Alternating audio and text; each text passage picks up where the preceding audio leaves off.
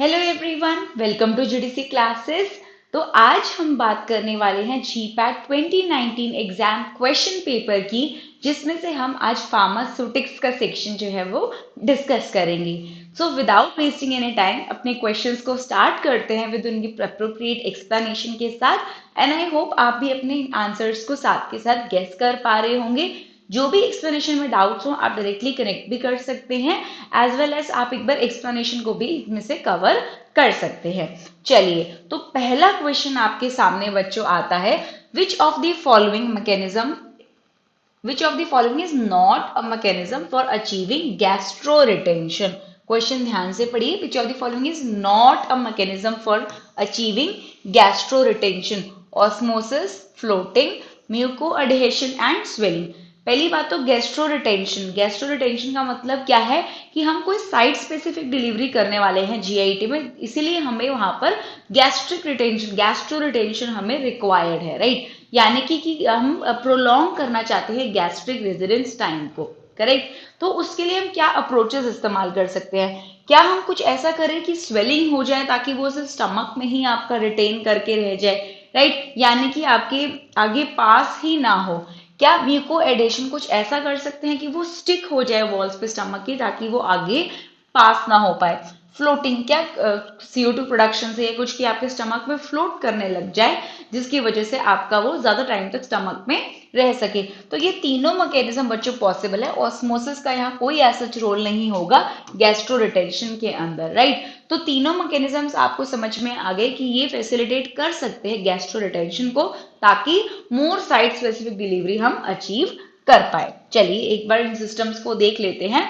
तो gastro retentive systems के अंदर बच्चों यहाँ आप देख सकते हो, कुछ आपके फ्लोटिंग सिस्टम हो गए, कुछ आपके स्वेलेबल सिस्टम्स हो गए, राइट, कुछ आपके बायो एडेसिव या म्यूको एडेसिव होगी, किसी तरीके से स्टिक कर जाए आपकी वॉल ऑफ स्टमक के ऊपर, या फिर आपके मैग्नेटिक सिस्टम्स हो जाए जिसमें आपको drug with internal magnet and polymer हमें ऐड करना पड़ता है, राइट। चलिए, अब इसमें कहीं भी ऑस्मोसिस हमारा मैकेनिज्म जो है वो नहीं रहता है। नेक्स्ट क्वेश्चन पर चलते हैं। विच of the following oxide is not used for achieving the amber color to the glass? Option A manganese, iron, cobalt या फिर कार्बन। तो आपकी जो कलर्स प्रोवाइड किए जाते हैं ग्लास को, बेसिकली वो उसकी कॉम्पोजिशन पे बहुत मैटर करते हैं। जैसे कि अगर यहाँ पर आपसे एम्बर कलर का पूछा हुआ है, ऐसे ही हमारे पास कुछ और भी होते हैं, एंड देन हम एम्बर पर आते हैं। जैसे कि येलो कलर का हो गया, तो that is due to cadmium and sulphur. अगर आपसे ब्लू कलर का हो गया, तो ब्लू कलर का जो होगा that will be due to cobalt oxide, right. तो आपसे यहाँ पर ऑक्साइड ही पूछी गई है कि कौन सी यूज नहीं होती है। कोबाल्ट ऑक्साइड ही आपकी यूज नहीं होती है, ब्लू कलर के लिए आपकी रिस्पॉन्सिबल है। ऐसे ही ग्रीन कलर के लिए हो गई आपकी, सो ग्रीन कलर के लिए भी हमारे पास आयरन ऑक्साइड होगी, राइट, हमारे पास मैंगनीज होगी एंड क्रोमियम होगी, राइट। लास्ट है आपका एम्बर कलर, राइट। तो एम्बर कलर के लिए भी बच्चों हमारे पास कार्बन हो गया, सल्फर की ऑक्साइड्स हो गई हमारी, आयरन की हो गई हमारी, मैंगनीज की हो गई। सिर्फ कोबाल्ट वाली जो है वो हमारी एम्बर कलर के लिए रिस्पॉन्सिबल नहीं रहेगी। तो ये सारे कलर्स जो है वो ग्लास की कॉम्पोजिशन पे डिपेंड करते हैं, राइट। तो इनके एम्बर कलर के अलावा भी अगर आपसे क्वेश्चन पूछे जाते हैं तो इन कॉम्पोजिशन को आप एक बार नोट कर सकते हैं। चलिए आगे चलते हैं। Cobalt is the right answer which is not used for the providing amber colour to glass. यहाँ पर आप बॉटल्स के कलर के हिसाब से देख सकते हैं, amber colour, yellow colour, blue colour and green colour. यहाँ पर वही एग्जांपल्स आपके गिवन है। एम्बर में carbon, sulphur, iron, manganese, dioxide use की जाते हैं। येलो में कैडमियम एंड सल्फर, ब्लू में कोबाल्ट ऑक्साइड या साथ साथ कॉपर ऑक्साइड भी यूज कर सकते हैं। ग्रीन कलर के लिए iron, manganese and chromium dioxide का आप यूज करते हैं, राइट। बट कोबाल्ट का आप एम्बर कलर के लिए यूज नहीं करते हैं। नेक्स्ट क्वेश्चन आते हैं। Theory of emulsification. Theories of emulsification are characterized by one of the following except. जब theories of emulsification की बात आती है, क्या वहां फिल्म फॉर्मेशन आता है, क्या वहां फेज इन्वर्जन आता है, क्या वहां मोनोमोलिकुलर एड्सॉर्प्शन आएगा या सॉलिड पार्टिकल एड्सॉर्प्शन आएगा? तो हमारी बहुत सारी थ्योरीज होती हैं आपकी इमल्सिफिकेशन की, जिसके अंदर आपकी कुछ इंपॉर्टेंट थ्योरीज आती हैं, जैसे कि इंटरफेशियल बैरियर थ्योरी होगी, आपकी मोनोमोलिकुलर एड्सॉर्प्शन थ्योरी होगी, आपकी सॉलिड पार्टिकल एड्सॉर्प्शन थ्योरी होगी, राइट, विस्कोसिटी थ्योरी होगी, आपकी सरफेस टेंशन थ्योरी होगी आपकी। लेकिन फेज इन्वर्जन तो एक्चुअली हमारे इश्यूज में आता है, जो कि upon phase conversion, suppose oil in water है तो वो आपकी water in oil type emulsion अगर बन जाए, राइट, तो ये हमारा क्रैकिंग, क्रीमिंग, फ्लॉक्यूलेशन, हमारी ब्रेकिंग ऑफ इमल्शन, ये सब इंस्टेबिलिटी कंडीशंस में आते हैं। ऐसे ही फेज इन्वर्जन आपके किसी सॉल्यूट की प्रेजेंस में, या आप किसी एक की कंसंट्रेशन को बढ़ा के आप बना सकते हो कि हम टोटली फेज को ही उल्टा कर दें, बट वो ऐसा इमल्सिफिकेशन की थ्योरीज में नहीं आता है। मेजर 5-6 आती हैं जिनके भी हमने नाम लिए हैं, फेज इन्वर्जन उसका एक भी पार्ट नहीं है। जैसे कि आपकी मोनोमोलिकुलर एड्सॉर्प्शन थ्योरी, यानी कि सिंगल लेयर एड्सॉर्प्शन होनी चाहिए आपकी, राइट, ओरिएंटेड वेज थ्योरी है आपकी, इंटरफेशियल फिल्म थ्योरी रहेगी आपकी, राइट। चलिए नेक्स्ट, चलिए सरफेस टेंशन थ्योरी रहेगी, सॉलिड पार्टिकल एड्सॉर्प्शन थ्योरी रहेगी एंड विस्कोसिटी थ्योरी रहेगी। ना ही सिर्फ जीपैट 2019, ये बहुत सारे आगे भी आई थिंक 23 और 22 एग्जाम में भी आपके इनके ऊपर क्वेश्चन आया है। तो पेपर्स में इस थियरीज ऑफ इमल्सिफिकेशन के एटलीस्ट नेम्स को जरूर रिमेंबर कीजिएगा कि यहाँ से भी आपका क्वेश्चन बनकर आता है। चलिए next question, movement of charge particle through a liquid under the influence of the applied potential difference is known as, ध्यान दीजिए, applied potential difference is known as, जिसमें आपका मूवमेंट भी हुई है, sedimentation potential, streaming potential, electrophoresis या इलेक्ट्रोऑस्मोसिस। पहली बात तो ये जो क्वेश्चन आपका है, ये क्वेश्चन आपका बेसिकली पूछता क्या है कि डेफिनेशन बेस्ड क्वेश्चन है डायरेक्ट, जहां पे आपने बताना है कि मूवमेंट हुई है चार्ज पार्टिकल की through a liquid under the influence of the applied potential difference is known as, number 1, sedimentation potential. अब सेडिमेंटेशन पोटेंशियल का क्या मतलब होगा, जब आपके सस्पेंडेड पार्टिकल्स जो हैं कुछ कुछ सेडिमेंटेशन जहां पे आपकी हो रही है। स्ट्रीमिंग पोटेंशियल, तो streaming potential difference is a setup when liquid will flow through a fixed solid, right. तीसरा आपका इलेक्ट्रोफोरेसिस आता है, तो electrophoresis will be actually the movement of charge particle through a liquid medium upon the application of the potential difference. तो direct आपका जो question था बच्चों वो डेफिनेशन बेस्ड था, राइट। चलिए ऑप्शन सी करेक्ट है, एक बार आप इनकी डेफिनेशन जरूर देख लीजिएगा, इलेक्ट्रोफोरेसिस करेक्ट आंसर रहेगा। ध्यान दीजिए इलेक्ट्रोफोरेसिस में आपका क्योंकि मेंशन्ड है कि चार्ज पार्टिकल है, राइट, तो चार्ज पार्टिकल की मूवमेंट करा रहे हो तो इलेक्ट्रिक फील्ड की तो रिक्वायरमेंट है ही है ना, बिल्कुल, upon applying the electrical potential. तो यहाँ पर आपका होता क्या है, इलेक्ट्रोड्स को फिट कर दिया जाता है into the dispersion medium, so when a potential difference is applied particles will migrate to the oppositely charge electron, right, जैसे कि आपका इलेक्ट्रोलिसिस में होता है बेसिकली, ओके। चलिए आगे चलते हैं, डेफिनेशन बेस्ड क्वेश्चन था आपका। चलिए next question, as per US FDA new chemical entities are classified as P for product review, या फिर आपका S for standard review, P for priority review, S for standard review, P for product review, S for safety review, P for priority review, S for safety review. तो इस question में बच्चों US FDA जो आपका है, sorry, ये आपकी classification जो करता है that is actually done on the basis of the chemical type, यानी कि टाइप 1 से लेकर टाइप 6 तक हो सकती हैं, या फिर आपके थेरेप्यूटिक पोटेंशियल के हिसाब से क्लासिफाई किया जाता है into the product review, and S stands for the standard review. ठीक है जी, चलिए फर्स्ट ऑप्शन आपका राइट आंसर था। Just a second, no, not for the product review, actually it will be for the priority review on S for the standard review। एक बार explanation देख लेते हैं इसकी जी। तो आपने देखा कि यूएस एफडीए जो है करंट ड्रग क्लासिफिकेशन या तो उसके केमिकल टाइप के हिसाब से होगी, टाइप 1 से लेकर टाइप 6 यहाँ पर आपकी मेंशन है, या फिर आपकी जो होंगी वो थेरेप्यूटिक पोटेंशियल के हिसाब से आपकी क्लासिफाई की जाएंगी, जिसमें आपकी पी और एस में क्लासिफाई है, जिसमें पी से आपका प्रायोरिटी रिव्यू आएगा, ऐसे स्टैंडर्ड रिव्यू आपका आएगा, not product review which I mention, it will be the priority review. इसके बाद आपके और भी एफडीए सप्लीमेंट्री डेजिग्नेटर्स हैं जिसमें आपकी क्लासिफिकेशन गिवन है, इतना डिटेल में आपको जानने की जरूरत नहीं है, सिर्फ इन टाइप्स को जरूर एक बार देख लीजिएगा जो केमिकल टाइप से आपकी क्लासिफाई की गई हैं, कि आपकी कोई फॉर्मुलेशन आई है या कोई और मॉलिक्यूलर एंटिटी आपकी इंट्रोड्यूस हुई है, इनको एक बार जरूर देख लीजिएगा, बट इतना आपको सप्लीमेंट्री में जाने की जरूरत नहीं है, राइट। चलिए नेक्स्ट क्वेश्चन पे आ जाइए। In the tablet hydroxy propyl methyl cellulose is used as option A diluent, film former, disintegrant या फिर बाइंडर। अब यहां पर आपसे बात करी जा रही है HPMC। आपको याद होगा जितने भी आपके CMCs हो गए, मिथाइल सेल्यूलोज हो गए, हम यहाँ पर बेसिकली टैबलेट की कोटिंग के बारे में बात कर रहे हैं। वो कोटिंग आपकी फिल्म कोटिंग भी हो सकती है और एंटेरिक कोटिंग भी हो सकती है।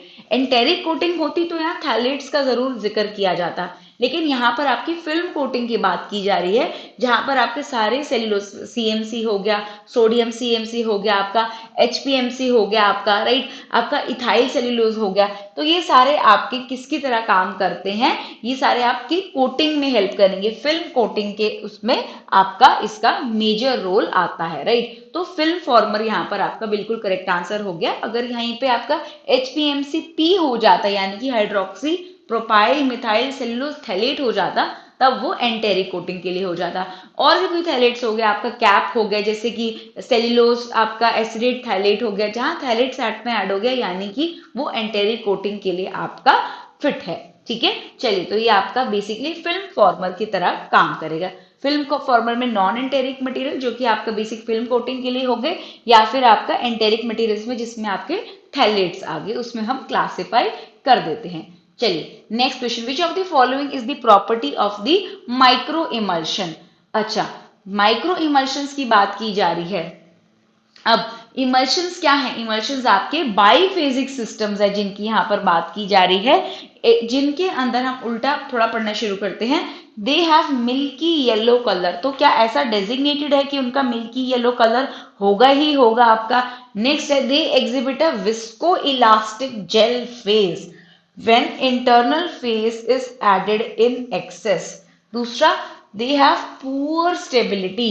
First, they have a particle size of more than 1 micron. पहली बात तो ये पहली स्टेटमेंट को तो आप सीधा ही गलत कर दीजिए, एंड लास्ट स्टेटमेंट आप बिल्कुल गलत कर दीजिए। ऐसा कुछ नहीं होता कि उनका मिल्की येलो कलर ही आता है, उसमें ऐसा कुछ नहीं है, right. They have poor stability, बिल्कुल, क्योंकि बायोफिजिक्स सिस्टम्स है आपके, चाहे सस्पेंशन हो, इमल्शन, तो मैंने 10 बार आपको बताया है कि उसमें सबसे ज्यादा मेजर इशू क्या है कि हमें स्टेबिलिटी को मेंटेन करना बहुत मुश्किल पार्ट रहता है। जहां पर भी आपकी suspension, emulsion, polyphasic, biophysics systems की बात आ रही है, जनरली बिकॉज उनकी प्रिपरेशन से लेकर उनके साइज मैनेज करने तक पार्टिकल्स में या तो चार्ज आ जाता है, जहां आपने डीएलवीओ थ्योरी के अकॉर्डिंग देख लिया है, इंटरैक्शंस के अकॉर्डिंग, कि पार्टिकल्स कैसे आपके फ्लोक्यूल्स बना लेते हैं या फिर कोएलिसीन्स करके आपके कोएगुलेट हो जाते हैं एंड आपके एग्रीगेट्स बन गए। पार्टिकल साइज आपका हिंडर बहुत आपका एग्रीगेशन की वजह से बढ़ जाएगा, जिसकी वजह से इंस्टेबिलिटी आनी शुरू हो जाएगी। तो बिल्कुल सी ऑप्शन आपका करेक्ट है, particle they have poor stability also, which of the following is the property. लेकिन जो हम बोलते हैं पुअर स्टेबिलिटी है, इसका भी आंसर सुनिए। हम लोग थर्मोडाइनेमिकली भी बात करते हैं, राइट। थर्मोडाइनेमिकली जरूर अनस्टेबल होते हैं आपके जो ऐसी फॉर्मुलेशंस होती है, लेकिन हम इनके अंदर आपके इमल्सिफाइंग एजेंट्स हो गए, सस्पेंडिंग एजेंट्स हो गए, specific agents and formulation variables का चेंज कर हम स्टेबिलिटी को इंप्रूव कर सकते हैं, राइट। चलिए, तो करेक्ट आंसर बच्चों ऑप्शन सी है। इसलिए हम पुअर स्टेबिलिटी को एज सच, क्योंकि अगर हम सीधा ही बोल देंगे कि इमल्शंस हमारी पुअरली स्टेबल है तो हम फॉर्मुलेट ही क्यों कर रहे हैं, बट ऐसा नहीं है। एनर्जी वाइज थोड़ा कंसेप्ट डिफरेंट आ जाता है, लेकिन फॉर्मुलेशन वाइज बनाई आप ऐसे इन प्रोसेस वेरिएबल्स को कंट्रोल करके चलिए कि आपकी इमल्शन जो है वो ऑटोमेटिकली स्टेबल हो। कॉम्पोजिशन का ध्यान रखिए, प्रोसेसिंग के टाइम पे, मैन्युफैक्चरिंग के टाइम पे आप जिस भी मेथड से बना रहे हैं, प्राइमरी सेकेंडरी इमल्शंस ठीक बन रही हैं कि नहीं बन रही हैं, राइट। तीसरा, आपका स्टोरेज कहाँ पर हो रही है, तो ये सब चीजें आपकी स्टेबिलिटी को बहुत ज्यादा इम्पैक्ट करती हैं। तो करेक्ट आंसर आपका ऑप्शन सी रहेगा, ठीक है। चलिए आगे चलते हैं। जी, तो यहाँ पर आप देख सकते हैं in general micro emulsions are solubilized systems which are believed to be thermodynamically stable. But हमेशा याद रखना जब भी फॉर्मुलेशन की जाती है हमें इनको स्टेबलाइज करना पड़ता है, क्योंकि इमल्शंस में आपका ऑयल इन वाटर सिस्टम है। आप कह कैसे सकते हो कि वो स्टेबल है? खुद सोचो आप, जब दोनों मिक्सिबल ही नहीं है। लेकिन हम क्या कर सकते हैं, ऐसे एक्सीपिएंट्स को साथ में ऐड करते हैं, ऐसे फॉर्मुलेशन स्ट्रैटेजी साथ में लगाते हैं कि हम उनको स्टेबलाइज कर सकते हैं। फिर भी ये स्टेटमेंट को कहना थर्मोडाइनमिकली स्टेबल है थोड़ा डिफरेंट हो जाता है कंसेप्ट, बिकॉज एनर्जी का रिलेशन पार्टिकल साइज भी है, प्रोसेस वेरिएबल्स है, पार्टिकल्स को भी आप शेयर फोर्सेस अप्लाई करते हो इनको फॉर्मुलेट करने में। तो मेरे पॉइंट ऑफ व्यू में इनको थर्मोडाइनमिकली स्टेबल कहना भी कंप्लीटली ठीक नहीं है, बट ठीक है फॉर द टाइमिंग आपके सिलेबस के लिए आपकी जितने भी बायोफिजिक्स सिस्टम्स रहेंगे थर्मोडाइनमिकली स्टेबल है। बट हमेशा याद रखना बच्चों, जब आप रियल टाइम में इनको बनाना शुरू करोगे then you will face a problem कि कितना मुश्किल है इनकी स्टेबिलिटी को कंट्रोल करना। सॉरी। नेक्स्ट क्वेश्चन आता है 8th question. 21 CFR part 211 of US FDA describes current good clinical practice, current good packaging practice, current good manufacturing practices, current good laboratory practices। अब ये आपका बच्चों डायरेक्ट क्वेश्चन था। आपके ये सारे पार्ट्स जो हैं आपको टेबल फॉर्म में आपके पास मॉड्यूल्स में अवेलेबल भी होंगे, जीपैट मंत्रा की बुक में भी अवेलेबल है, वहां से जाके आप इनको एक बार देख सकते हैं। लेकिन स्पेसिफिकली ये पार्ट आपका करंट गुड मैन्युफैक्चरिंग प्रैक्टिसेस के लिए आपका करेक्ट ऑप्शन रहेगा। तो करेक्ट ऑप्शन एक सी है। एक बार इसकी फटाफट से एक्सप्लेनेशन आप देख लीजिए, ये टेबल आपको आपकी बुक्स में भी मिल जाएगा, राइट, जीपैट मंत्रा में भी मिल जाएगा, एज वेल एज आपकी आई थिंक फिंगर टिप्स में भी आपका ये टेबल होगा। 21 CFR पार्ट 211 आपका includes this GMP practices for the finished pharmaceuticals, right. ऐसे ही आपके क्वेश्चन में कौन सा पूछा गया था एक बार वो देख लीजिए। आपका मैन्युफैक्चरिंग से रिलेटेड पूछा गया था, पार्ट 211 पूछा गया था, राइट।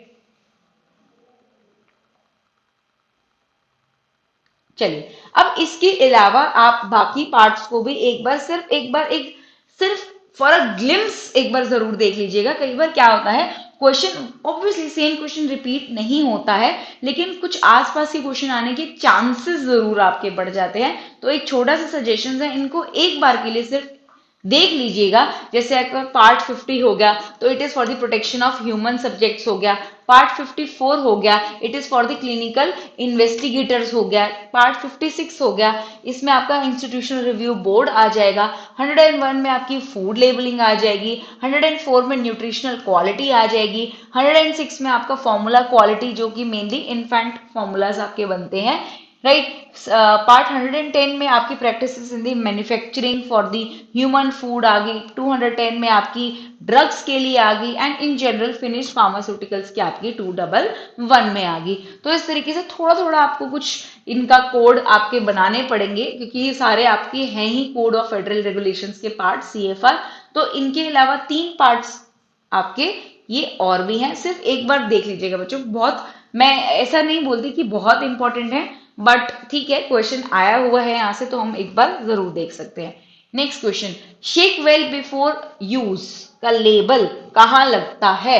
ऑप्थेल्मिक सस्पेंशन पे लगता है, ऑक्यूसर्ट्स पे लगता है, ऑप्थेल्मिक सॉल्यूशंस पे लगता है, या जेल्स पे लगता है?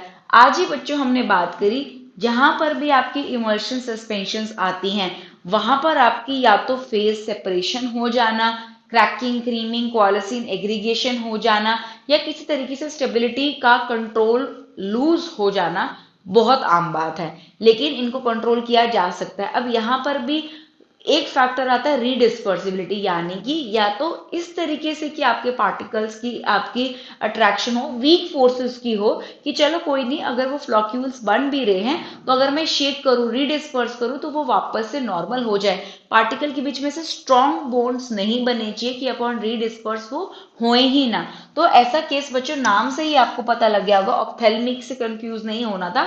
सस्पेंशंस के केस में ऐसा बिल्कुल होता है, शेक वेल बिफोर यूज का लेबल आपका जरूर लगा होता है, राइट। करेक्ट आंसर आपका ऑप्शन नंबर ए रहेगा। चलिए आगे बढ़ते हैं।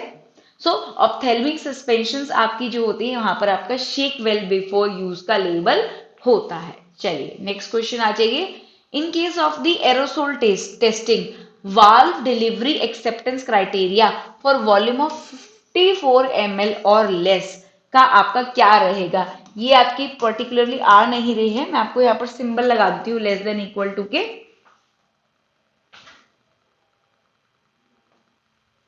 तो यहां पर आपका ±75% रहेगा, ±5%, ±10%, ±15%।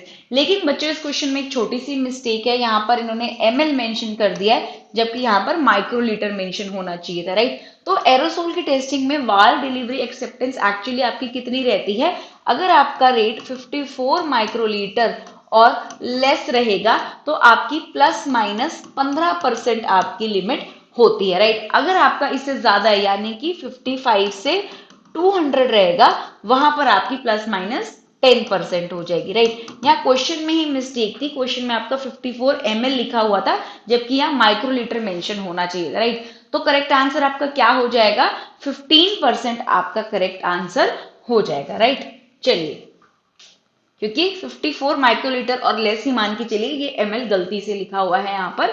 चलिए, तो वाल डिलीवरी रेट्स एरोसोल के लिए देख लीजिए, 54 माइक्रोलीटर और लेस में आपका ±10% रहेगा, 55 से 200 में आपका ±10% रहेगा, राइट। चलिए आगे चलते हैं। Containers may be rendered free from pyrogens by adequate cleaning and by। अब हमें पायरोजन फ्री करना है, यानी कि हमें ऐसे पायरोजन्स को किल करना है बेसिकली। तो किल कैसे किया जा सकता है, क्या ऑटोक्लेव करने से किल हो सकता है, क्या हीट करने से? बिल्कुल हीटिंग से तो हमारे पायरोजन्स किल होंगे ही होंगे, लेकिन इस क्वेश्चन में ना टेम्परेचर देखना बहुत जरूरी है कि अगर आप ऑटोक्लेविंग कर रहे हो और इतने कम टेम्परेचर पे आपके पायरोजन्स किल नहीं होंगे, इतना सफिशिएंट टेम्परेचर नहीं होता है 121 डिग्री सेल्सियस पायरोजन्स को किल करने के लिए, आपको कम से कम 210 डिग्री सेल्सियस तक हीट करना पड़ेगा। तो बिल्कुल एग्जैक्ट 210 डिग्री सेल्सियस तक आपको हीट करना पड़ेगा। अब आप ऑटोक्लेविंग, चलो हमारा ऑप्शन हट जाता है, हीटिंग में भी आपके दो ऑप्शन मेंशन है, 100 डिग्री सेल्सियस। इतना कम टेम्परेचर हमें नहीं रखना है पायरोजन्स को किल करने के लिए, कम से कम आपको 210 डिग्री सेल्सियस तक टेम्परेचर लेके जाना पड़ेगा फॉर 3 to 4 आवर्स, राइट। तो करेक्ट आंसर बच्चों ऑप्शन नंबर बी रहेगा, because this less temperature which is mentioned is not sufficient to kill the pyrogens, right। चलिए आगे चलते हैं जी। So GMP regulations are pertaining to minimum requirements to be met by the industry when, right। अब GMP requirements की बात आती है, option A कहता है manufacturing, packaging and holding of human and veterinary drugs, right. Minimum requirements to be met by the industry, manufacture of human drugs and the veterinary drugs, manufacture and packaging of human drugs and the veterinary drugs, manufacturing and holding of human drugs and the veterinary drugs. तो जब जहां GMP regulations की बात आ रही है, which are pertaining to minimum requirements to be met by the industry when the manufacturing, packaging, holding, तीनों चीजें आपकी both human drugs and veterinary drugs की कंसीडर हों। पहले ऑप्शन में आपका सिर्फ मैन्युफैक्चर डिस्कस हुआ, तीसरे ऑप्शन में सॉरी आपका मैन्युफैक्चर और पैकेजिंग डिस्कस हुआ, फोर्थ ऑप्शन में मैन्युफैक्चरिंग एंड होल्डिंग हुआ। तो ऐसा नहीं है, जीएमपी गाइडलाइंस आपकी तीनों चीजों को कवर करेंगी, मैन्युफैक्चरिंग, पैकेजिंग एंड होल्डिंग को भी, both for human drugs and for the veterinary drugs, right. So it mainly pertains to the minimum requirements to be met by the industry when all processes including manufacturing हो गया, packaging हो गया and holding, तीनों consider करे जाते हैं, ठीक है जी। चलिए, बेसिकली क्वालिटी एश्योरेंस के लिए आपके सारे प्रोसेस देखने जरूरी हैं। Next question, which of the following viscometers can be characterized by for the non Newtonian systems. अब आपको याद होगा कि जब हम विस्कोमीटर्स को क्लासिफाई करते हैं, जनरली हम बोल देते हैं कि ये सिंगल पॉइंट है, राइट, या फिर आप बोलते हो मल्टी पॉइंट,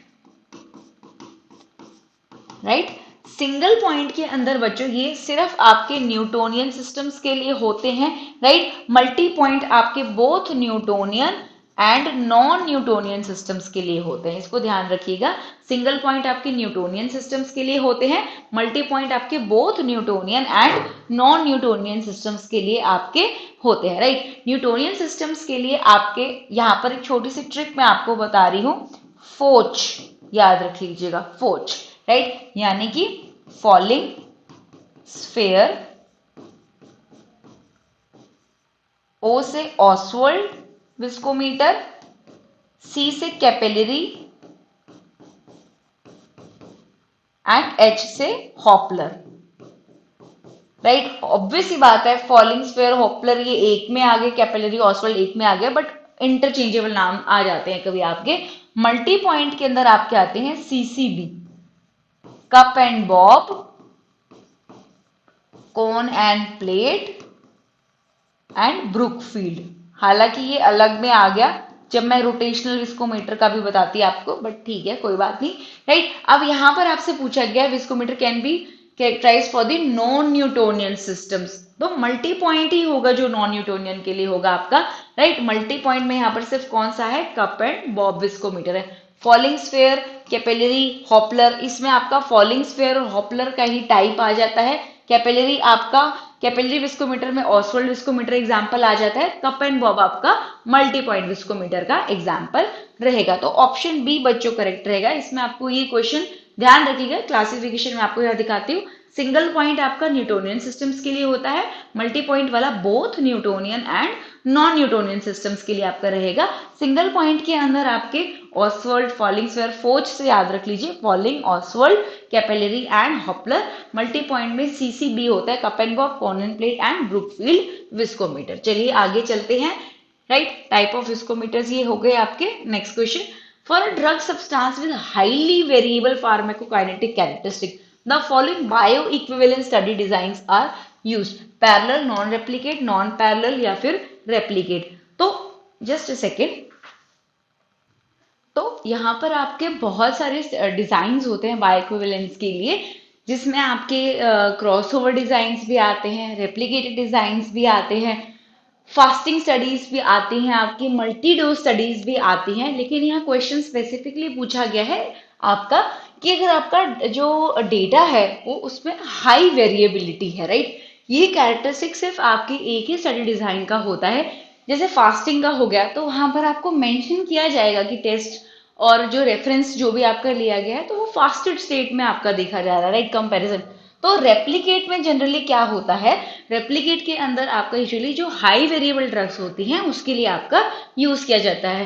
क्रॉसओवर होगा तो क्रॉसओवर आपका जनरली जिसमें आपका दो एक ही विद इन द सब्जेक्ट, एक ही सब्जेक्ट को आपका बोथ टेस्ट और रेफरेंस के लिए आपका यूज किया जाता है। तो इस तरीके से आपका कंडीशंस के हिसाब से हम ट्रायल्स लगाते हैं, राइट, बायो इक्विवेलेंस के, राइट, डिजाइन क्राइटेरियाज रहेंगे।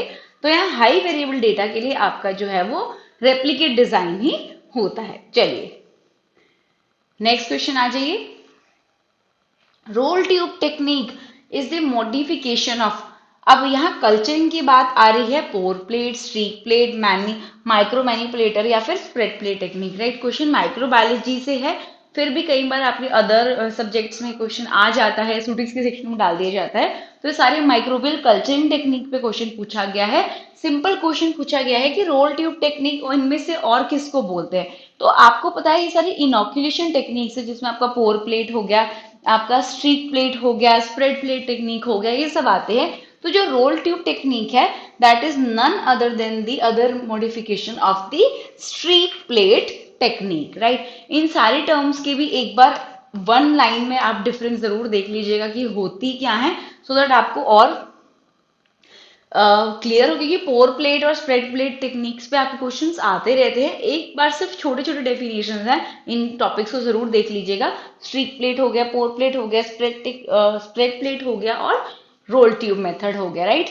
चलिए मेनली ये मेथड आपका एनारोब्स के लिए है। ऐसे सारे मेथड्स में आपका डिफरेंसेस है, कोई एरोब्स के लिए, कोई बोथ एरोब्स एनारोब्स के लिए, और कोई मेथड आपके स्पेसिफिक एनारोब्स पे है, तो उनको जरूर एक बार चेक कर लीजिएगा। चलिए next question, which of the following is used to determine the amount of the drug bound to protein। अब ड्रग जब भी प्रोटीन से बाइंड करेगी यानी कि आपका एज अ होल उसका साइज बढ़ गया, यानी कि उसकी फिल्टरेशन, आपका एक्सक्रीशन उतना ही डिफिकल्ट हो जाएगा, यानी कि उसकी रिटेंशन टाइम बॉडी में ज्यादा हो जाएगा, यानी कि उसका वॉल्यूम ऑफ डिस्ट्रीब्यूशन जो है वो घट जाएगा।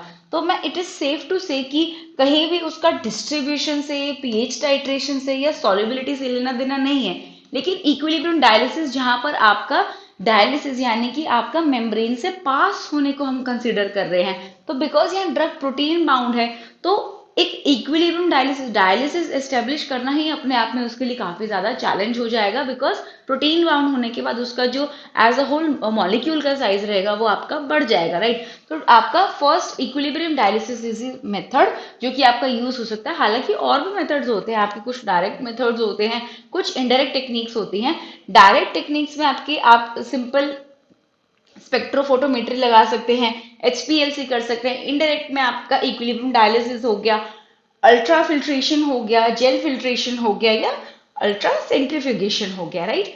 नेक्स्ट क्वेश्चन आपका एक्सप्रेशन पर बेस्ड है केमिकल काइनेटिक्स की, कि बताइए x upon a minus x, ये आपका फर्स्ट ऑर्डर काइनेटिक्स है, सेकंड है आपका सूडो फर्स्ट ऑर्डर है, या फिर फ्रैक्शनल फर्स्ट ऑर्डर काइनेटिक्स को ये फॉलो करता है, राइट। तो इक्वेशन बेस्ड क्वेश्चन यहाँ पर आपसे पूछा गया है। तो अब तक तो आपको first order, second order, zero order की रेट इक्वेशंस को जरूर याद रखना था बच्चों।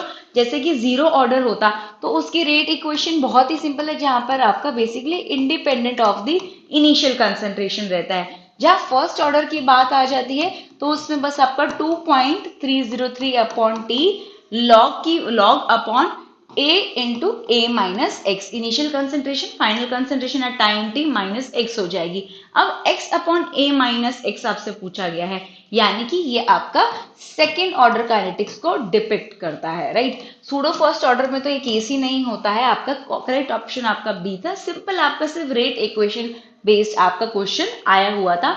इसके अलावा आपके यूनिट्स पर क्वेश्चन आ जाता है रेट इक्वेशन में से, कैलकुलेशन बेस्ड आ जाता है, हाफ लाइफ के ऊपर आ जाता है। आप रेट इक्वेशन देखिए, zero order, first order, second order rate equation, right. Half life की वैल्यूज को जरूर देख लेना, यूनिट्स को जरूर एक बार देख लीजिएगा, ठीक है जी। चलिए आगे चलते हैं। Identify the molecule which will not exhibit the dipole moment. अब डाइपोल मोमेंट उसी मॉलिक्यूल की होगी जिसमें चार्ज सेपरेशन कुछ होगी, यानी कि ऐसे भी कुछ मॉलिक्यूल्स होते हैं जहां पर आपका जो है डाइपोल मोमेंट जो है वो जीरो हो जाता है। तो उनके कुछ डायरेक्ट एग्जांपल्स आपने कितनी बार पढ़ भी लिए होंगे, जैसे कि बेंजीन हो गया आपका, जैसे कि आपका कार्बन डाइऑक्साइड हो गया, जैसे कि आपका 1,4 डाइऑक्सेन हो गया। तो ये मॉलिक्यूल्स की आपकी आपकी जो डाइपोल मोमेंट होती है वो जीरो रहती है। तो कार्बन डाइऑक्साइड डायरेक्ट आंसर था। स्ट्रक्चरली भी आप देख सकते हैं कि यहाँ पर आपका चार्ज सेपरेशन काफी हद तक डिस्ट्रीब्यूशन जो रहता है, जिसके कारण आपका ये डाइपोल मोमेंट जो होगा वो जीरो हो जाएगा, राइट। तो करेक्ट आंसर आपका ऑप्शन ए था। इसके अलावा आपके और भी मॉलिक्यूल्स होते हैं जिनकी लगभग जीरो होती है, जिसमें आपका बेंजीन आ गया, राइट, पैराडाइक्लोरोबेंजीन आ गया, आपका CO2 आ गया, 1,4 डाइऑक्सेन भी आपका आ गया, राइट। चलिए आगे चलते हैं। Next question, phase solubility analysis curve is not a good tool for the complex formation, bioavailability determination, polymorph detection या impurity detection। अब बच्चों जहां पर फेज solubility कर्व की बात हो रही है, यानी कि आपका solubility एनालिसिस करना है, कोई पोअरली soluble ड्रग की solubility बढ़ाई गई है, कोई कॉम्प्लेक्स फॉर्मेशन हो जाएगा, बायो अवेलेबिलिटी ऑटोमेटिकली बढ़ जाएगी बच्चों, राइट। इम्प्योरिटी का भी डिटेक्शन बहुत इजीली इसमें से हो जाता है, क्योंकि हम ऑलरेडी ऐसे कंपाउंड्स ले रहे हैं जो कि पुअरली सॉल्युबल है। कहीं पर भी बच्चों पॉलीमॉर्फ डिटेक्शन के लिए हम किसी भी फेज सॉल्युबिलिटी एनालिसिस को कभी भी यूज नहीं करते हैं।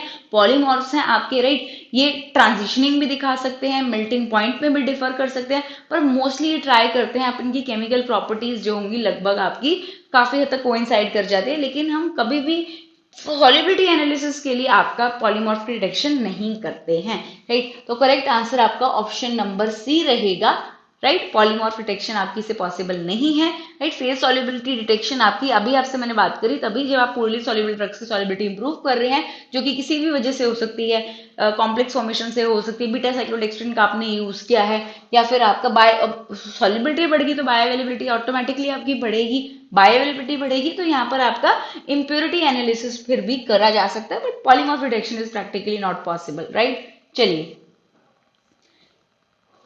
चलिए next, Hardinge mill is a variant of. बच्चों ये क्वेश्चन भी आपका फिर से बहुत ही डायरेक्ट मैकेनिज्म बेस्ड भी नहीं है, सिर्फ नाम पूछा गया है आपका।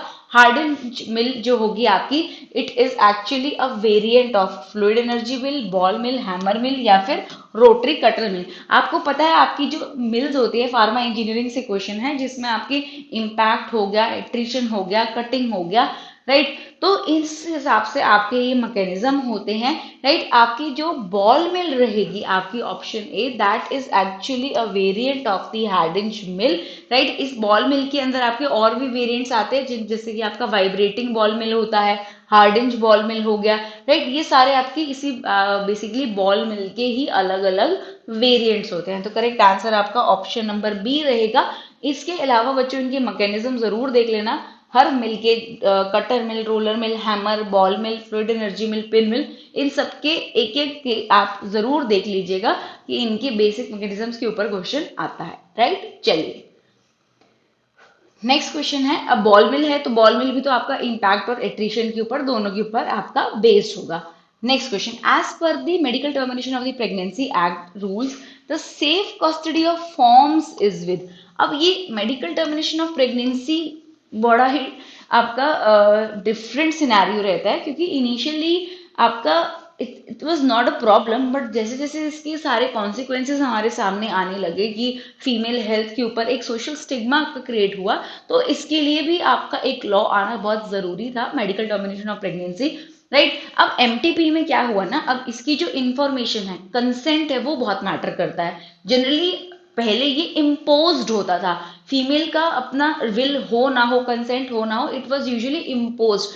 तो इनके लिए कंसेंट, बेसिक कंसेंट होना बहुत ही ज्यादा जरूरी था। तो कुछ जो फॉर्म्स होते हैं जो कि एक कंसेंट पर्सन से लेकर मेडिकल रजिस्टर्ड मेडिकल प्रैक्टिशनर जिसने परफॉर्म किया है, सबको कुछ ना कुछ आपके साइन करने पड़ते हैं। चीफ मेडिकल ऑफिसर भी आपका इससे रिलेटेड होता है।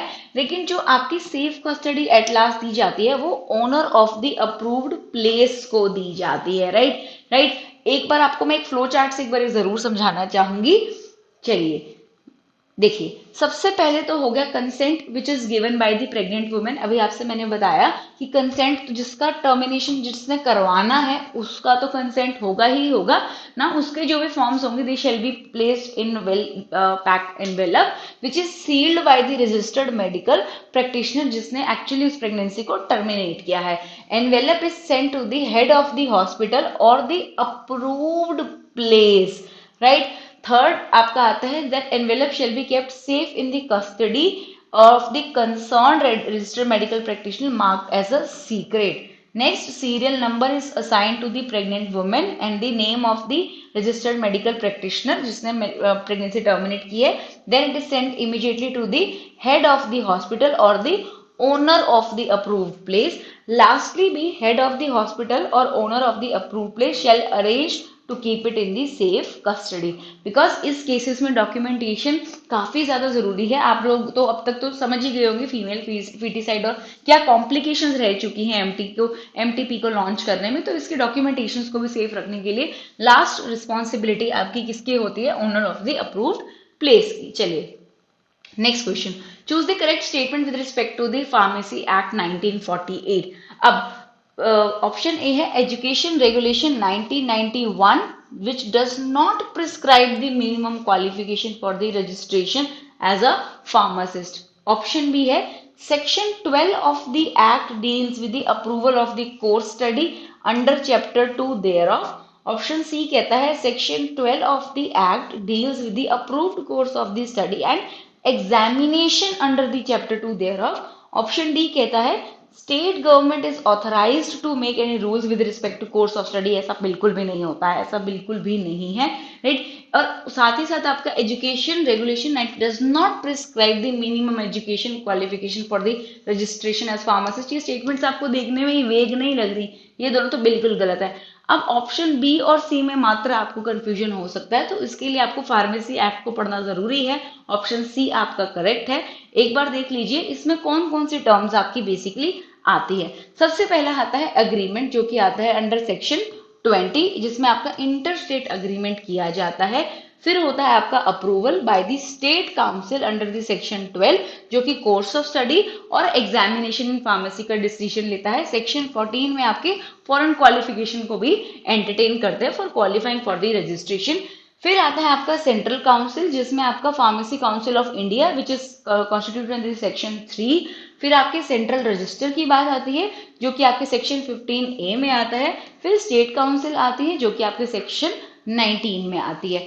सिर्फ इसको नहीं, बाकी सेक्शंस को भी कोशिश कीजिएगा, एक बार जरूर से जरूर देख लीजिए, राइट। चलिए आगे चलते हैं। Next question, the relative difference between the emissive power by the surface and absorptivity is given by Stefan Boltzmann law, Darcy law, Fourier's law या किरचॉफ्स लॉ। अब सबसे पहले आपको स्टीफन बोल्ट्जमैन लॉ में आपको पता होगा ब्लैक बॉडी की बात होती है, राइट। तो रेडिएशन की बात होती है, यानी कि स्टीफन बोल्ट्जमैन लॉ में कह सकते हैं relation of the total energy emitted per unit area of a black body as a function of temperature. तो हम इसको कुछ इस तरीके से आपका लिख सकते हैं, right. As a function of temperature आपका टोटल एनर्जी एमिटेड हम इसमें देखते हैं, राइट। नेक्स्ट हो गया आपका डार्सी इक्वेशन। डार्सी लॉ तो आपका फ्लो ऑफ फ्लूइड्स के अंदर आता है, right. Flow of fluids through the porous material, तो ये भी आपका इनकरेक्ट हो गया, ये भी इनकरेक्ट हो गया।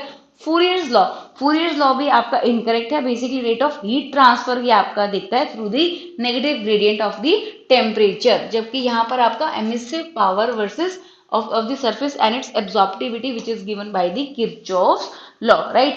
तो करेक्ट आंसर आपका ऑप्शन डी रहेगा। बाकी लॉस के स्टेटमेंट को भी बच्चों देख लीजिएगा एक बार, राइट। स्टीफन बोल्ट्जमैन लॉ के अंदर आपकी क्या आती है, black body total energy radiated पूछा गया है आपसे, right, which is directly proportional to the fourth power of the black body thermodynamic temperature, जो कि अभी हमने रिलेशन लिखा था किरचॉफ्स लॉ के अंदर। आपका ये देख लीजिए, बेसिकली किरचॉफ्स लॉ में एमिसिविटी एंड एब्जॉर्प्टिविटी की बात करी जाती है, which are considered equal at a particular wavelength and temperature. इसी वजह से यहाँ पर आपका वेवलेंथ का कोरिलेशन भी दिया गया है। फूरियर्स लॉ के अंदर आपका रेट ऑफ हीट ट्रांसफर की बात करी जाती है, जो क्वेश्चन का इंटरेस्ट नहीं था। डार्सी लॉ के अंदर आपका फ्लो ऑफ फ्लूइड्स की बात करी जाती है, तो ये तो बिल्कुल भी आपका रिलेटेड नहीं है। तो किरचॉफ्स लॉ आपका ऑप्शन बिल्कुल करेक्ट है। नेक्स्ट क्वेश्चन बच्चों, ये क्वेश्चन बहुत ही सिंपल है, इसमें आई होप आपको कोई एक्सप्लेनेशन की नीड नहीं है। इस क्वेश्चन के अंदर डायरेक्ट आपने आंसर करना है कि पेटेंट ऑफिस कहाँ पर है। तो patent office the head office at Kolkata and the branch office उसके कहाँ कहाँ पर है। तो बच्चों अब तक तो आपको ये चीज पता लग गई होगी कि ब्रांच ऑफिस आपके मुंबई में है, चेन्नई में है एंड न्यू दिल्ली में। इसमें कोई कंफ्यूजन रहना ही नहीं चाहिए था, क्वेश्चन बिल्कुल डायरेक्ट था। सिर्फ आपसे ऑफिस के नाम पूछे गए थे, मुंबई, चेन्नई एंड न्यू दिल्ली आपका करेक्ट आंसर था बच्चों। चलिए, राइट, पेटेंट ऑफिस देख लीजिए, कोलकाता में हेड ऑफिस रहेगा, मुंबई, चेन्नई और न्यू दिल्ली में आपके ब्रांच ऑफिस रहेंगे। चलिए आगे चलते हैं। नेक्स्ट क्वेश्चन, ये क्वेश्चन आपका पेनल्टी बेस्ड है, राइट। तो penalty for cultivation of any cannabis plant to produce, sale, purchase, transport in contravention of narcotic drugs and psychotropic substances act, कौन सा आपका मेन पनिशमेंट रहेगा। कल्टीवेशन करने का, ट्रांसपोर्ट करने के ऑफेंसेस आपके काफी सारे होते हैं, राइट। मेनली अगर हम सिर्फ कल्टीवेशन की, प्रोडक्शन की, खाली कल्टीवेशन की भी आप बात करते हैं तो कम से कम 10 ईयर्स की इम्प्रिजनमेंट रहती है, साथ ही साथ 1 लाख का फाइन आपका होता है। या तो 10 year rigorous imprisonment up to 10 years रहती है और फाइन अप टू 1 लाख आपका होता है कल्टीवेशन में। चाहे आप प्रोड्यूस कर रहे हो, फिर चाहे सेल कर रहे हो, मैन्युफैक्चर कर रहे हो, ट्रांसपोर्ट कर रहे हो, तभी आपका 10 ईयर्स ऑफ इम्प्रिजमेंट और 1 लाख आपका फाइन रहता है, राइट। यहाँ पर आपने क्वेश्चन में देखा होगा, यहाँ 10 लाख फाइन लिखा है और यहाँ पर 1 लाख फाइन लिखा है, which is correct answer, not 10 lakhs. यही आपका अगर स्मॉल क्वांटिटी का हो, यानी कि कमर्शियल वैल्यू से कम होता, तब भी आपका 10 ईयर्स इम्प्रिजनमेंट और अप टू 1 लाख आपका फाइन देना पड़ता है। अगर आपका कमर्शियल क्वांटिटी से तक पहुंच गया, यानी कि ये तो कमर्शियल क्वांटिटी से लेस का मैंने आपको बताया, अगर कमर्शियल क्वांटिटी से बढ़ गया तो इसकी पनिशमेंट भी कम से कम 10 से 20 साल हो जाती है और आपकी जो 1 to 2 लाख समथिंग अमाउंट इसका बढ़ जाता है। इसको देख लीजिएगा। जनरली सिर्फ कल्टीवेशन, ट्रांसपोर्ट की बात करी जाए, प्रोडक्शन की, सेल परचेज की बात करी जाए तो आपका 10 ईयर्स विद और अप टू 1 लाख आपका फाइन रहता है, राइट। करेक्ट ऑप्शन आपका ऑप्शन बी रहेगा, नॉट 10 लैक्स। अगर यही कमर्शियल क्वांटिटी तक हो तब हमारी punishment as well as amount जो है वो बढ़ जाता है, राइट। देखिए, कल्टीवेट करने को 10 years, fine up to 1 lakh हो जाएगा। स्मॉल क्वांटिटी में हो तो 6 मंथ्स तक हो सकता है, फाइन अप टू 10,000। अगर कमर्शियल क्वांटिटी से आपका कम है but greater than the small quantity तो इक्वल पनिशमेंट मिलेगी, 10 years up to 1 lakh fine. लेकिन अगर कमर्शियल क्वांटिटी तक है तो आपका लगभग 10 से 20 साल आपको इम्प्रिजनमेंट या फिर 1 से 2 लाख आपको फाइन देना पड़ेगा, राइट। चलिए next question, in direct contact और jet condensers Barometric leg serves one of the following functions: to remove the condensate cooling water mixture, to measure the pressure difference, barometric समझ के बच्चे pressure difference लगा देंगे, to heat the liquid feed of its boiling point, to transfer the feed into the evaporation chamber. चलिए question में आपसे पूछा गया है डायरेक्ट कांटेक्ट और जेट कंडेंसर, कंडेंसर की बात करी जा रही है। कंडेंसर तो ठंडा कूलिंग वाटर मिक्सचर, अगर आपको थोड़ा सा इसके मैकेनिज्म के बारे में भी आपका आइडिया रहेगा तो इसमें जो बैरोमेट्रिक लेग होती है जनरली पहला काम तो वो क्या करती है, प्रिवेंट करती है बैक फ्लो को, किसके, जनरली आपके, इसलिए कंडेंसेट और कूलिंग वाटर मिक्सचर को आपका साथ साथ रिमूव कर दी जाती है। दूसरा आपका वैक्यूम मेंटेन करती है, ठीक है। तीसरा आपका ड्रेनेज को असिस्ट करती है, राइट। तो पहला ऑप्शन आपका बिल्कुल करेक्ट है, राइट। करेक्ट आंसर आपका ऑप्शन नंबर ए रहेगा, ठीक है जी। चलिए आगे चलते हैं। Which of the following metabolism of the drug is not affected by the weight change of the patient? अब बच्चों वेट चेंज की बात कब की जा रही है, जब, क्योंकि आपका जो मेटाबॉलिज्म है ये सबसे ज्यादा आपका एंजाइम बेस्ड है। अब एंजाइम आपकी हर रिएक्शन में अलग यूज होंगे, राइट। तो कौन से ऐसे एंजाइम्स रहेंगे जो कि वेट चेंज, यानी कि अगर कंडीशन ओबीज है, माल न्यूट्रिशन है, तो उससे अफेक्ट हो सकती है।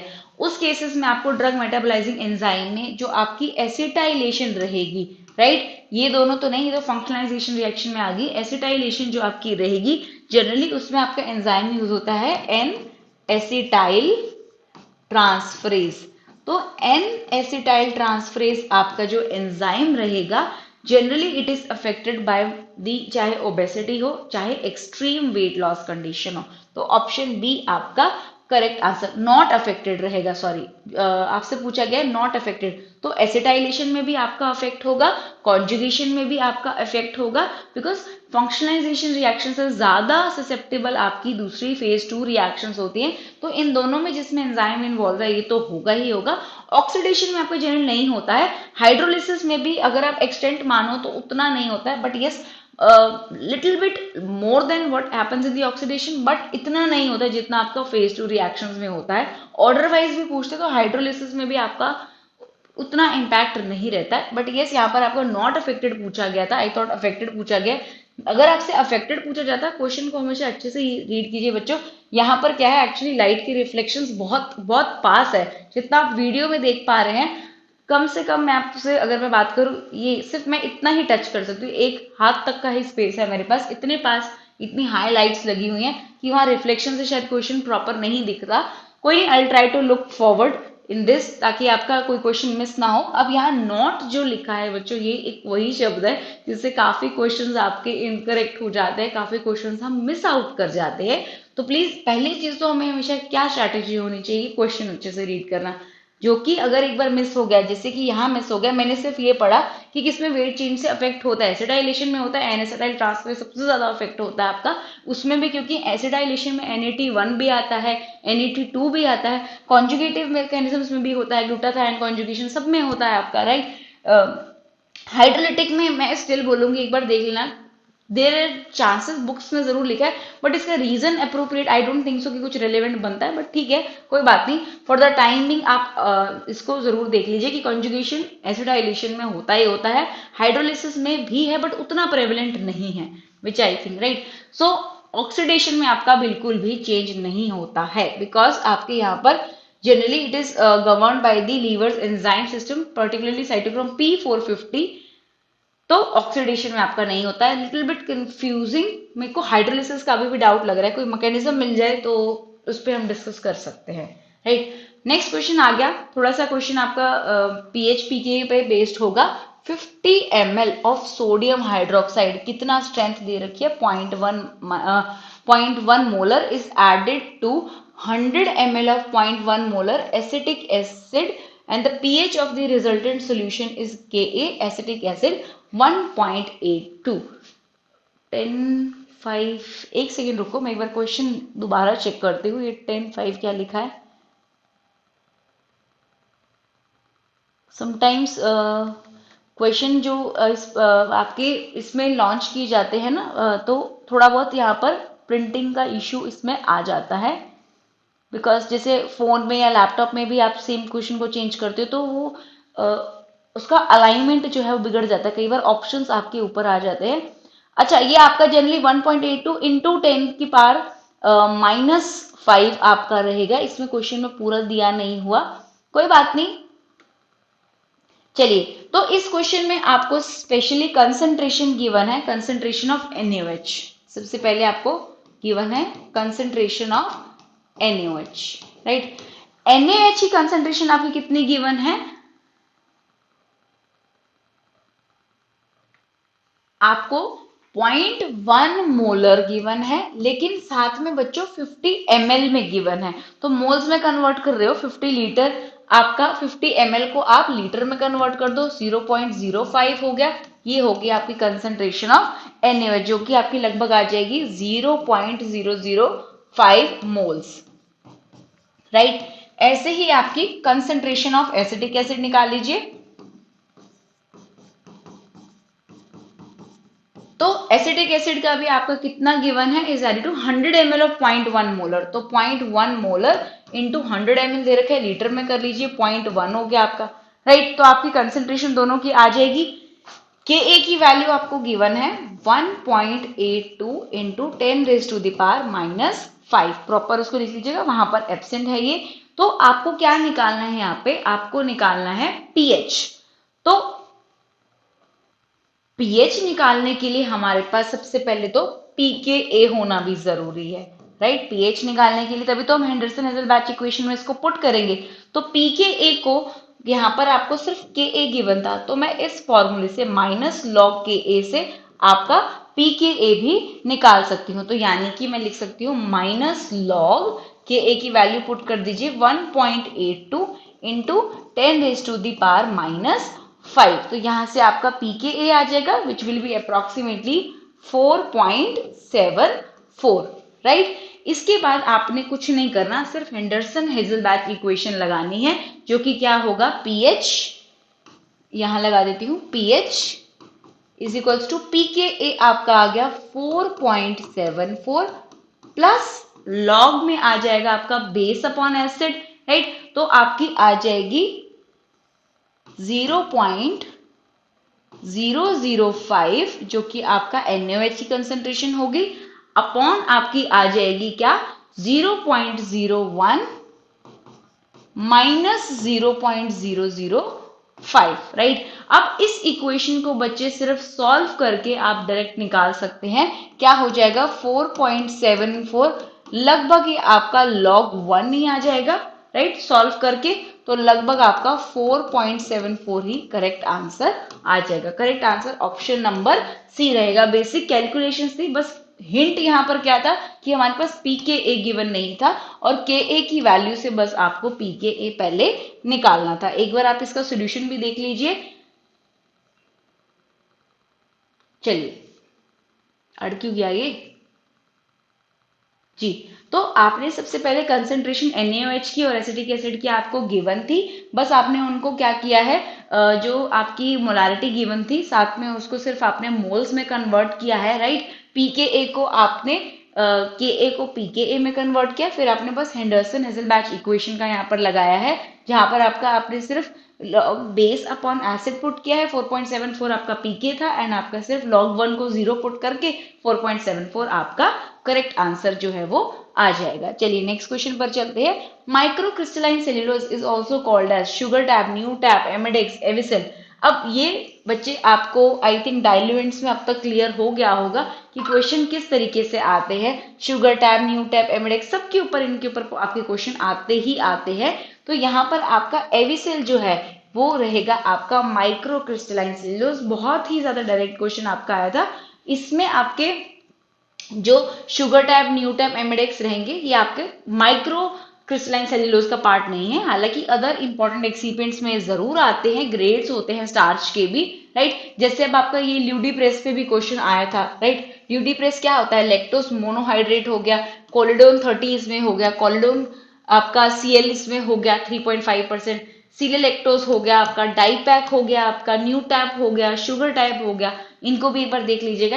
एविसेल आपका तो सीधा का सीधा माइक्रोक्रिस्टलाइन सेलुलोज ही करेक्ट आंसर इसमें रहेगा। Next question, when two brands of the drugs contain same clinical results, right, two brands of the drug contain same clinical result, यानी कि जो उनका थेरेप्यूटिक रेलेवेंस है वो बिल्कुल सेम आ रहा है, राइट, तो उनको क्या बोलेंगे?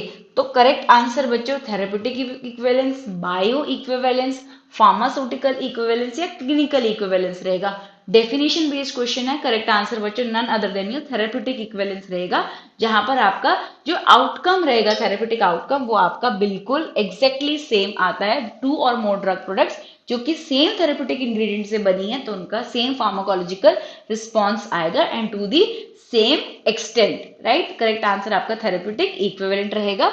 नेक्स्ट क्वेश्चन आपका डेकिंग सॉल्यूशन पे है, which is a synonym for. अब इस पे भी आपके क्वेश्चन जीपैट 2019 का ही है ना आपका, इस 2020 या 21 में भी इस पे क्वेश्चन आपका आया है। तो यहां पर अगर हम उल्टा देखना स्टार्ट करें, सबसे पहले आता है एल्यूमिनियम एसिडेट सॉल्यूशन। तो aluminium acetate solution is actually known as your Burow's solution, इसको नोट कर लेना, राइट। क्लोरोजाइलनॉल सॉल्यूशन, इसको आप क्या बोलते हो? Roxinol. Chlorinated soda solution is none other than your Dakin's solution, right, correct answer आपका ऑप्शन नंबर बी रहेगा। इनके नाम पर बच्चों डायरेक्ट क्वेश्चन आते हैं, एक बार से जरूर ये टेबल देख लीजिए आप, राइट। सबसे पहले आपका बरो सॉल्यूशन हो गया, राइट, जिसमें आपका एल्यूमिनियम एसिडेट सॉल्यूशन हो गया आपका, राइट, साथ ही साथ डेकिंग सॉल्यूशन आपका हो गया क्लोरीनेटेड सोडा सॉल्यूशन, क्लोरोजाइनोल सॉल्यूशन का नाम हो गया आपका रॉक्सिनोल, ठीक है। चलिए आगे चलते हैं। If mean volume number diameter of a powder sample is 2.4 micrometer, ठीक है। चलिए जो गिवन है उसको पहले लिख लेते हैं। तो डायमीटर आपका गिवन है 2.41 माइक्रोमीटर। पहली बात तो ये माइक्रोमीटर में गिवन है, तो इसको जरा पहले थोड़ा सही कर लेते हैं। तो 2.41 इंटू 10⁻⁴ हो जाएगा आपका -4, राइट। और विद डेंसिटी आपको गिवन है 3 gram per centimetre cube, right, density आपको गिवन है 3 gram per centimetre cube. The number of particles per gram will be, number of particles निकालने का बच्चों बड़ा ही सिंपल सा फॉर्मूला है, 6/पाई डी क्यूब रहेगा आपका, जो कि आपका वॉल्यूम नंबर डायमीटर रहेगा, इनटू योर डेंसिटी लगा दीजिए। सिंपल से सिंपल 6/पाई की वैल्यू पुट कीजिए 3.14, डायमीटर का क्यूब लगा दीजिए 2.41 इंटू 10 की पावर -4 का क्यूब रह जाएगा, इंटू योर डेंसिटी की वैल्यू हो जाएगी 3, राइट। अब इसको सॉल्व करिए, 3 2 कर दीजिए एंड इसको सॉल्व करके आपका डायरेक्ट आंसर जो है वो निकल आएगा। बेसिक सी कैलकुलेशन है बच्चों, इसको कर लीजिएगा। लगभग इसका आंसर 4.55 10⁻⁴ लगभग 10 समथिंग ही आएगा। ऑप्शन सी आपका करेक्ट आंसर आएगा। एक बार इसको कैलकुलेट दोबारा से आप करके देख लीजिएगा। फॉर्मूला बेस्ड क्वेश्चन है, बस यहाँ माइक्रोमीटर में गिवन था, क्वेश्चन में आपको बस यूनिट कन्वर्जन करना था, यहीं से आपका आंसर जो है वो ठीक हो जाएगा। तो 6/पाई डी क्यूब जो डायमीटर है वो वॉल्यूम नंबर डायमीटर रहेगा इनटू डेंसिटी, वैल्यूज को पुट करके जस्ट डायरेक्ट आपने आंसर निकालना था। चलिए next question, in case of suppository base SFI stands for solidified fatty acid indices, solid fluid indices, solid fatty acid incline या solid fat index। ये तो बच्चों बना के लिखे हुए हैं, इनमें तो इनका कुछ रेलेवेंस नहीं है, कोई मीनिंग नहीं है कि मैं बताऊं कि ये क्या होता है, ये क्या होता है, ये क्या होता है। करेक्ट आंसर आपका solid fat index रहेगा, which will actually measure the proportion of the solid and liquid phases जो कि आपके एक फैट बेस्ड मटेरियल पर रहेंगे एट डिफरेंट टेम्परेचर्स। तो करेक्ट आंसर आपका सॉलिड फैट इंडेक्स रहेगा। इसकी एक्सप्लेनेशन में आपको इसके फॉर्मूला भी मिल जाएगा आई थिंक, यस। तो यहां पर आपके डिस्क्रिप्शन में जी सॉलिड फैट इंडेक्स होगा आपका, which will be a graph percentage of fat solid versus temperature and used for the determination of solidification and melting point range of the fatty base. तो अगर मैं सिंपल भाषा में बोलूं तो आपके प्रोपोर्शन ऑफ सॉलिड और लिक्विड फेज को ये बताता है in on a fat based material mainly at a different temperature also, right. Correct answer आपका सॉलिड फैट इंडेक्स रहेगा। नेक्स्ट क्वेश्चन बच्चों क्लियरेंस के ऊपर है, बड़ा ही सिंपल क्वेश्चन है। In the case of the open model intravenous infusion model CSS steady state plasma concentration is equal to, question में यहाँ plasma concentration infusion upon clearance दिया गया है, Cmax इन्फ्यूजन अपॉन क्लियरेंस दिया गया है, इन्फ्यूजन Tmax अपॉन क्लियरेंस दिया गया है, इन्फ्यूजन रेट अपॉन क्लियरेंस दिया गया है। तो बच्चों ये क्वेश्चन में आपको सिर्फ स्टेडी स्टेट कंसेंट्रेशन निकालनी थी और यहाँ पर आपको इतना सिंपल सा हिंट दिया गया है कि इंट्रावीनियस इन्फ्यूजन के लिए निकालना है, यानी कि जो आपकी ड्रग है उसको आप एक रेट पे इन्फ्यूज कर रहे हो जिसको हमने R0 बोला है into your main central compartment, right. तो इसका जो आपका स्टेडी स्टेट कंसेंट्रेशन रहेगा उसको निकालने का आपका क्या फॉर्मूला है, दैट विल बी, क्योंकि ड्रग आपकी यहाँ पर इन्फ्यूज हो रही है विद अ पर्टिकुलर रेट जिसको आप इन्फ्यूजन रेट बोलते हो, जिसको मैं यहाँ पर R0 बोल देती हूँ अपॉन क्लियरेंस। क्योंकि आपका जिस भी कंपार्टमेंट में, suppose central compartment blood compartment में आपकी ब्लड को ड्रग को एडमिनिस्टर किया जा रहा है eight a particular rate of infusion, साथ ही साथ इसका यहाँ पर एलिमिनेशन भी स्टार्ट हो जाता है, राइट। तो clearance infusion rate upon clearance आपका स्टेडी स्टेट कंसेंट्रेशन का सीधा सीधा आपका फॉर्मूला था। ये आपकी डिपिक्शन रहेगी of the compartment model, right. के ई एलिमिनेशन यहाँ पर आ जाएगा, यहाँ पर at a rate which was the infusion rate पे आपका एडमिनिस्ट्रेशन हो रहा है। तो करेक्ट आंसर बच्चों ऑप्शन नंबर डी रहेगा। बाकी सिर्फ आपको कंफ्यूज करने के लिए कुछ ऑप्शंस दिए गए थे, राइट। यहाँ पर देख सकते हो ड्रग को इन्फ्यूज किया जा रहा है, इंट्रावेनस इन्फ्यूजन है तो आपका R0 ही इन्फ्यूजन रेट होगा blood and other body tissues में, साथ ही साथ आपका एलिमिनेशन। सबसे सिंपल आपका वन कंपार्टमेंट आपका मॉडल जो है वो ओपन मॉडल बताया गया है। चलिए आगे चलते हैं। चलिए, for bitter drugs in paediatric formulations excellent flavouring agent will be. अब पहली बात तो पीडियाट्रिक फॉर्मुलेशंस में हम फ्लेवरिंग एजेंट क्यों ही ऐड करते हैं, पैलेटेबिलिटी को बढ़ाने के लिए, क्योंकि बच्चों के अंदर सबसे बड़ा इश्यू है मेडिसिन को एडमिनिस्टर करना to mask their bitter taste. तो जितने भी आपके सिरप्स आते हैं फ्लेवरिंग के हिसाब से भी हम उनको एक्चुअली में एडमिनिस्टर करते हैं। जैसे कि फॉर एग्जाम्पल अगर मैं आपसे बात करूं रास्पबेरी सिरप की, रास्पबेरी सिरप आपका बिटर या सावर टेस्ट के लिए आपका यूज किया जाता है, राइट। फॉर जितनी भी आपकी बिटर या सावर ड्रग्स होगी उनके लिए आपका रास्पबेरी सिरप यूज किया जाएगा। जितने भी आपके सॉल्टी फ्लेवर्स रहेंगे उनके लिए आपका जनरली हम वैनिला को यूज करते हैं। इसको नोट कर लीजिएगा, राइट। तो करेक्ट आंसर आपका ऑप्शन ए रहेगा रास्पबेरी सिरप, राइट। चलिए एक बार आपको एक टेबल दिखा देती हूँ जहां पर आपको कुछ आइडिया लग जाएगा कि बिटर टेस्ट के लिए जनरली मिंट आपका फ्लेवर यूज किया जाता है, wild cherry, chocolate, passion fruit, walnut, raspberry syrup हो गया, सिनेमन, सिट्रिक एसिड आपका जनरली यूज किया जाता है। सॉल्ट के लिए आपका mainly butterscotch, peachy flavour, vanilla हो गया। सावर के लिए भी आपका रास्पबेरी हो गया। स्वीट के लिए वैनिला एंड फ्रूटी आपका फ्लेवर्स को ऐड किया जाता है। चलिए नेक्स्ट क्वेश्चन पे आ जाइए।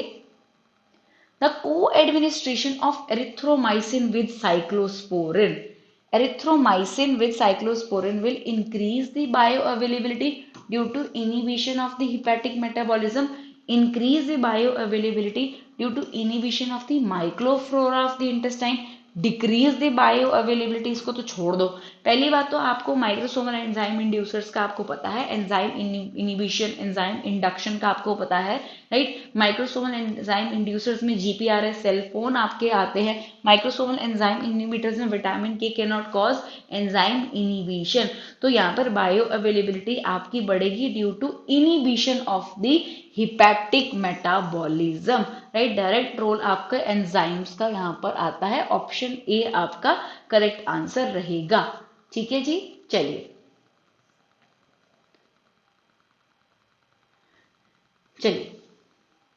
Next question, which of the following is not the true statement regarding the bulkiness. Reciprocal of bulk density is known as bulkiness. ये बिल्कुल करेक्ट स्टेटमेंट है, आपको नॉट करेक्ट बतानी है। Bulkier substance will require container larger than required for the less bulky substance, right. ये भी कुछ हद तक सही कह रहे हैं, बल्कि सब्सटेंस के लिए लार्ज कंटेनर की रिक्वायरमेंट होती है। Smaller particle shift between larger ones and increase the bulkiness.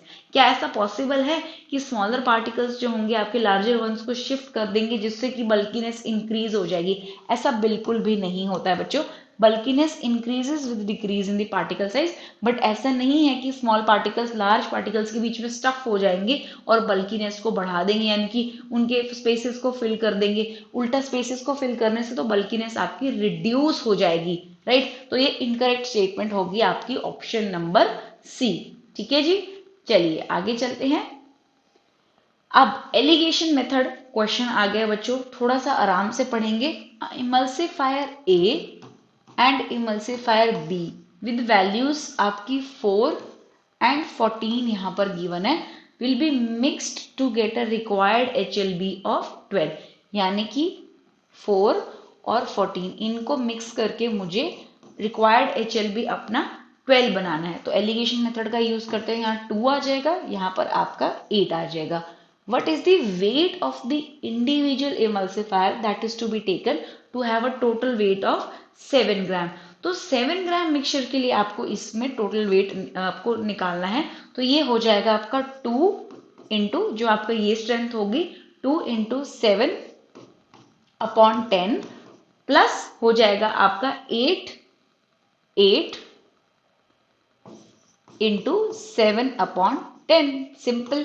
तो इसको सॉल्व कर लीजिए आप, क्योंकि नहीं आप क्या करते हैं यहाँ पर अपनी लो स्ट्रेंथ रखते हैं, साथ में आप क्या करते हैं लो प्लस आप अपने हाई दोनों को ऐड कर देते हैं, राइट। तो 2 into 7 upon 10 plus 8 into 7 upon 10, सीधा के सीधा इसको सॉल्व कर लीजिए। ये लगभग हो जाएगा आपका 1.4 समथिंग एंड ये हो जाएगा आपका 5.6 समथिंग। तो करेक्ट आंसर आपका आई थिंक हो जाएगा ऑप्शन नंबर बी। कुछ भी नहीं करना था बच्चों, सिंपल सा एलिगेशन मेथड लगाना था, बट आपको यहाँ मेंशन था कि आपने 7 ग्राम मिक्सचर के लिए मेथड लगाना है, राइट।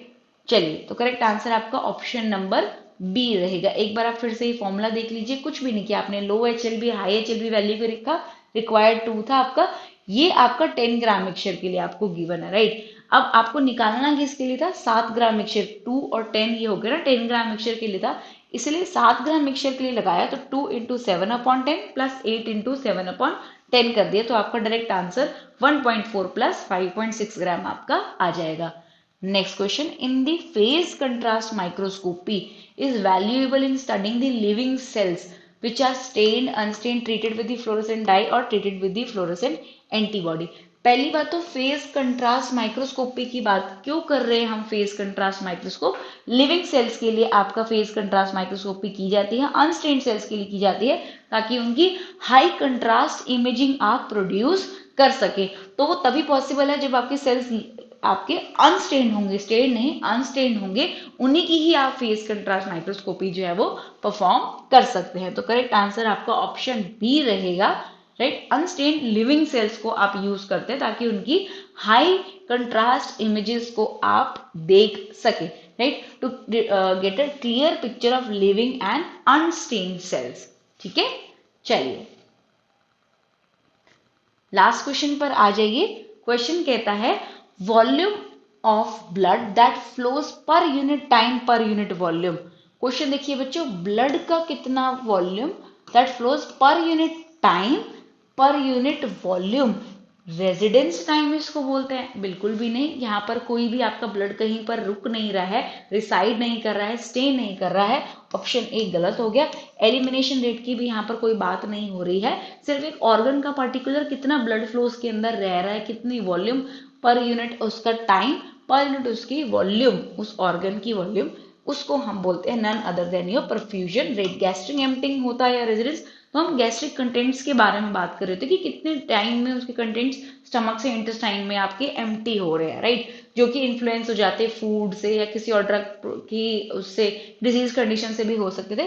पर परफ्यूजन रेट आपका डिपेंड करता है ऑर्गन कितना volume, highly perfuse, moderately perfuse या बिल्कुल पुअर परफ्यूज्ड आपका ऑर्गन रहेगा। तो करेक्ट आंसर इसमें आपका परफ्यूजन रेट रहेगा, option number D, right. So perfusion rate will be the volume of blood that flows per unit time per unit volume of the tissue. Highly perfuse में देख लीजिए lungs, liver, आपकी kidney हो गया, moderately में muscle, skin, poorly में fat and bone. यहाँ से भी बच्चों टेबल से क्वेश्चन आते हैं, इसको भी जरूर से जरूर देख लीजिए, ठीक है। चलिए एक और क्वेश्चन आई थिंक है आपका, yes, which polymorphic forms of a drug candidate has the highest melting point, unstable, metastable, hydrates या स्टेबल।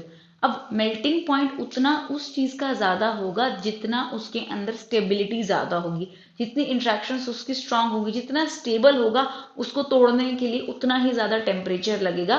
तो मेल्टिंग पॉइंट आपका जितना स्ट्रक्चर स्टेबल रहेगा उतना उसको तोड़ने के लिए टेम्परेचर आपको ज्यादा लगाना पड़ेगा। जितनी वीक इंटरेक्शंस होंगी उतनी आपकी इजीली ब्रेक हो जाएगा, राइट। तो करेक्ट आंसर आपका ऑप्शन डी रहेगा, स्टेबल, जिसमें आपका हाईएस्ट मेल्टिंग पॉइंट रहेगा, राइट। चलिए आपको पता है पॉलीमॉर्फ्स जनरली दो टाइप के होते हैं, इनएनिसोट्रॉपिक एंड मोनोट्रॉपिक। इनएनिसोट्रॉपिक में आपका क्या होता है, जो कि रिवर्सिबल होते हैं, जिसमें एग्जांपल सल्फर आता है। मोनोट्रॉपिक में आपका क्या होता है, इरिवर्सिबल होते हैं, राइट, जिसमें एग्जांपल आपका ग्लिसराइल स्टीरेट आता है। चलिए next question, in pre formulation study polymorphs can be detected by Coulter counter, Coulter counter तो क्रोमेटो काउंटर करंट क्रोमेटोग्राफी, रिफ्रैक्टोमेट्री, एचपीएलसी या डीएससी। अब आपको पता है पॉलीमॉर्फ्स के बारे में, अभी हमने देखा कि वो मेल्टिंग पॉइंट में डिफर करते हैं।